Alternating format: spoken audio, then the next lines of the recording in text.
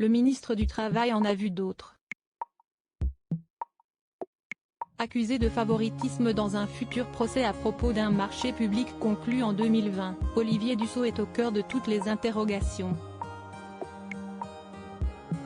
Ce samedi 4 février, il a tenu à mettre les choses au clair sur France Inter, et a déclaré qu'il souhaitait continuer à convaincre de sa bonne foi.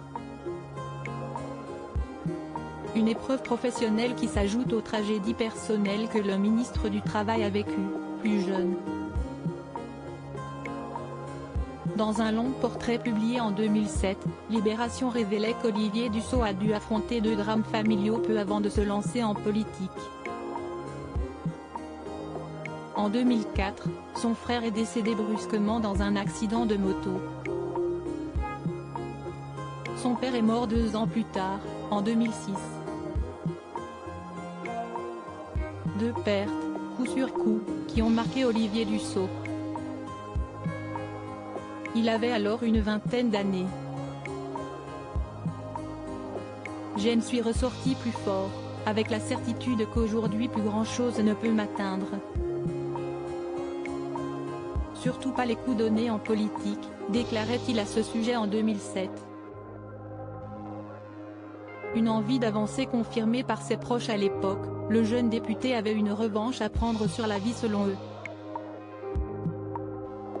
L'année où il a perdu son père, le diplômé de Sciences Po Grenoble a rejoint le conseil régional Rhône-Alpes, devenu Auvergne-Rhône-Alpes en 2015. Il s'est lancé dès lors dans un travail acharné, multipliant les déplacements dans les villages, défendant le service public en zone rurale et empoignant les problématiques régionales selon nos confrères. Supérieur à gouvernement d'Emmanuel Macron, Gérald Darmanin, Pape Ndiaye. Découvrez les ministres d'Elisabeth Borne. Olivier Dussopt, le jeune député de gauche devenu macroniste près de 2 décennies après ses drames familiaux. La carrière politique d'Olivier Dussopt est, jusqu'à ce futur procès pour favoritisme, un sans faute. Le jeune député socialiste, né dans une famille modeste et en révolte contre les inégalités, est devenu membre de la majorité présidentielle. Celui qui déclarait en 2007 être clairement de gauche et refusait de renoncer à nos valeurs, socialistes,